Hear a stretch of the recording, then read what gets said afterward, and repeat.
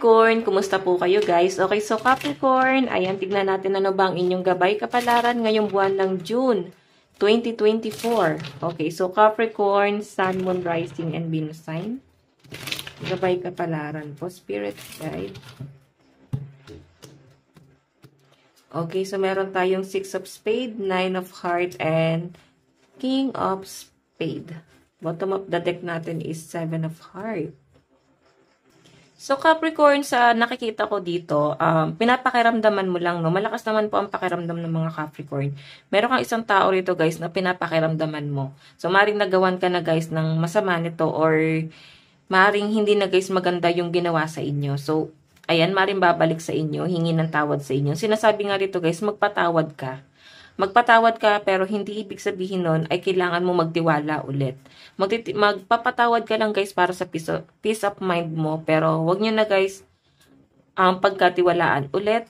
Pwede nyo guys patawarin, pero wag na kayo guys magtitiwala ulit. Okay? And kung ito naman guys ay patungkol sa mga transaction mo, pwedeng sa business mo or sa trabaho mo, sa meeting mo, pwedeng ikaw ay nag-i-invest. Maaring itong taong to guys, nagawan ka na niya guys ng masama dati. Okay? Maaring, ano ba to? Hiniraman ka ba ng pera? Nagbigay ka ng pera? Tapos parang pili mo, na-scam ka. Kasi hindi pa guys bumabalik yung pera nyo. Okay? So, maaring ito guys paparating pa lang. So, mag-iingat ka guys, no?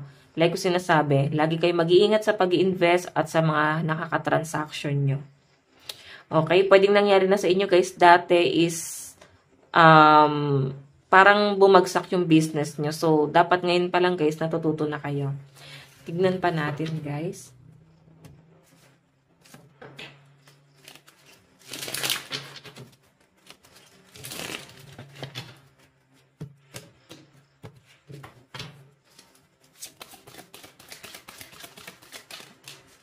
Okay, so guys, meron tayong 7 of Pentacles. Okay, so alam nyo guys, itong 7 of Pentacles kasi, maaring may trip or business trip, parang ganon. Or maaring may mga vlogger, ganun yung nafe-feel ko. Basta may biyahe yung iba sa inyo, pero patungkol pa rin siya guys sa trabaho. Okay, baka meron guys opportunity sa inyo sa malayo, at baka i-grab nyo na yung opportunity na yun. Okay, so meron tayo guys, Knight of Swords. Okay, ang dami. Isa lang po Spirit Guide. Meron tayong King of Wands. Okay, so ayan guys, mukhang parang camping to. Expect nyo na daw Capricorn na maaring may paparating na biyahe sa inyo, travel or maaring opportunity sa malayo. And I think guys, maaring i-grab mo tong opportunity na to. Pwedeng trabaho abroad. Yun nga lang guys, maaring may nagpipigil sa inyo. Okay, or parang may nagpipigil sa'yo. Hindi ka naman siguro guys pinipigilan, pero may nagpipigil sa'yo na umalis. Okay, pwedeng anak mo, person mo, or pwedeng ibang bagay, no? Yun yung nagiging dahilan kung bakit parang nanghihinayang kasi ako guys dun sa opportunity na dumarating sa inyo. Siguro pagsubok na rin sa inyo guys yung nagpipigil sa inyo kung bakit hindi nyo guys maano tong opportunity na to. Okay, sayang siya guys eh, kasi 7 of Pentacles na yan eh. Okay, gusto mo rin naman guys kumita ng malaki, pero yun nga, talagang may challenge, no? Tignan pa natin guys. Pagdating sa love life mo, Capricorn.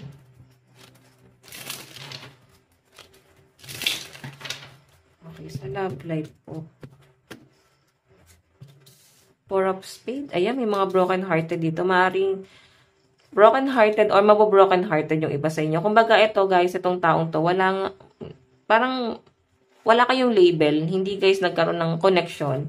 And siguro nasasaktan ka pa rin sa taong to. Baka naiisip mo siya. Maaring nangyari na siya guys sa past.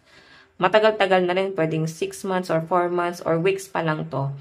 Maaring gusto nyo po yung isa't isa. Pero nangihinayang din siguro guys yung involved dun sa connection nyo. Pwede kasi guys na kaibigan mo tong taong to. Okay, so maaring matagal na siya guys. Okay, parang etong taong to guys, pinagkatiwalaan mo talaga ng sobra to. Kumbaga nahulog talaga yung loob mo dito sa taong to. Minahal mo talaga. Ang problema lang guys, siya rin guys talaga yung nanakit sa inyo. And maaari Capricorn na ikaw na rin guys yung nag-decide na umalis. Okay? Umalis kasi guys may problema or maaring baka ma-involve sa sa scandal or hindi scandal guys na sex, hindi yon. Maaring issue, ganun yung nafe-feel ko. So maaring may conflict and komplikado rin guys itong taong to. Kung bakit din siguro guys, ikaw na yung nag-decide na lumayo. Kasi may conflict po dito sa taong to. Okay? Kumbaga ikaw, umamin ka na rin siguro agad na gusto mo siya. Pero yun nga, inamin din naman siguro niya na gusto ko niya. Pero dahil nga nasa conflict kayo guys, hindi guys kayang ilaban. Okay? Tignan natin guys ang inyong advice. Capricorn. Meron tayong codependency. Nahulog talaga guys ng tuluyan ng loob sa inyo na itong taong to. Yun nga, kagaya ng sabi ko kanina, let go of control issue. Diba? Sabihin, may issue talaga. And playfulness, ang cute ng samahan nyo kasi sobrang lang guys, parang bata lang, napaka-sweet, napaka-clingy. Ang ganda ng tandem nyo sana. Ang problema lang guys, hindi ito guys na ilaban. Siguro, ang conflict is yung family, or pwedeng parehas kayo guys pamilyado, or baka ayaw kasi guys ma-involve dun sa third party. Parang, nangihinayang din naman sa pinapakita sa akin dito. Pero yun nga guys, na let go nyo na lang. Kasi, ayaw nyo guys magkaroon ng gulo. Okay, ikaw na yung nag-decide na lumayo. Okay, so tingnan natin, or pwede yung person mo yung lumayo guys. Pwede siya na yung lumayo kasi matindi na guys yung pagkatalo nyo, or matindi na guys yung nangyayaring problema. Basta meron na guys, may nakikita ako dito guys na kung ba't din guys nagkaroon ng ending sa inyo kasi may ibang opportunity. Pwedeng may ibang taong nai-involve na. Okay? Or kung hindi nyo naman guys naging karelasyon, pwedeng iniwasan ka kasi nahulog pala sa iba. Sige, tingnan pa natin guys. Pagdating naman sa inyong kaperahan.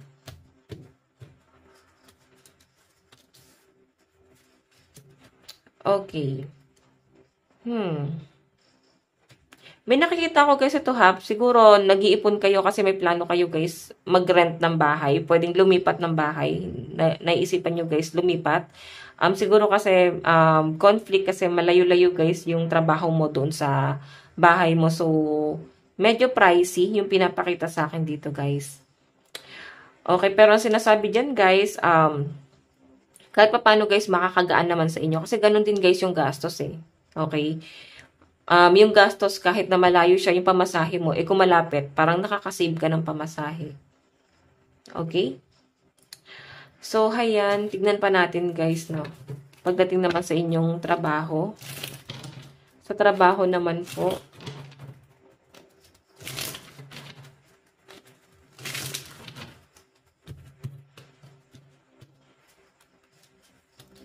Okay.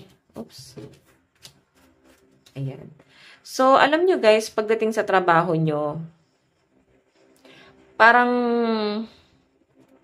meron kang inaantay na pera. Okay, siguro may pinautang ka ba? Or pwedeng katrabaho mo to guys? Or pwedeng opportunity travel abroad? Or pwedeng malayo-layo? Baka nagpaplano yung iba sa inyo guys na kung hindi bahay, pwedeng trabaho, baka lilipat ka ng trabaho. Yung mas maganda yung sahod. Kasi ito guys, sa trabaho mo ngayon, parang walang improvement. Hindi guys gumaganda yung sahod. Okay?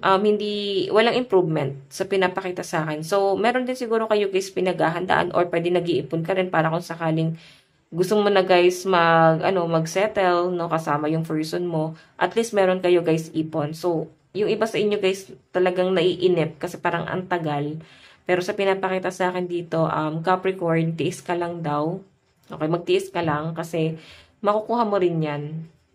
Okay, makukuha mo rin guys yung magandang trabaho na gusto mo, ninanais mo. Okay. So, tingnan natin guys, pagdating naman po sa mga kaibigan.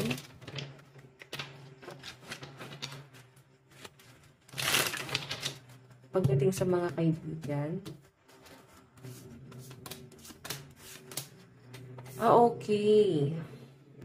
Alam nyo guys, pagdating sa kaibigan, napakadami nyo daw talagang kaibigan. Okay, ayun, pasensya na sa moto. As in, maraming kaibigan po ang mga Capricorn. Pero, eto guys isa sa malapit sa'yo, guys, yung parang hindi tapat sa'yo.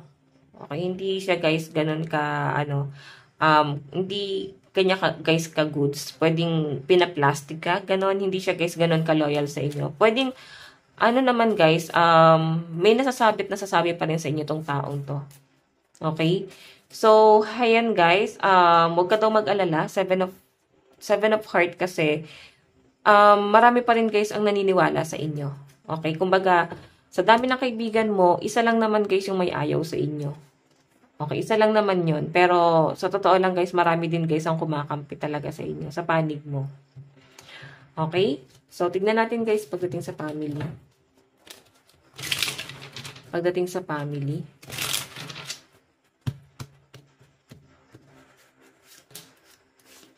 Okay, so sa nakikita ko, guys, dito pagdating sa family, talagang nahihirapan yung iba sa inyo. Kasi, parang hindi na, guys, healthy both side, no? Pwedeng sa pamilya mo, sa pamilya ng person mo, mga magulang nila, kamag-anak, ganyan. Hindi na, guys, nagiging maganda, no? Pwedeng nai-stress na yung iba sa inyo, guys, kasi parang tumitindi, guys, yung alitan. So, yung iba dito, guys, maring agawan sa property. Pwedeng sa ari-arian. Ayan, property na ari-arian pa, no? Basta agawan, guys. Maring yan, guys, yung nagiging issue nyo rin, guys, sa mga kamag-anak. Okay, kumbaga, siguro meron kayo, guys, inaantay na pamana sa inyo. Okay, so, guys, tignan natin ang inyong advice. Meron tayong shine. New moon in Leo. Okay, so, alam nyo, guys, ito, ha?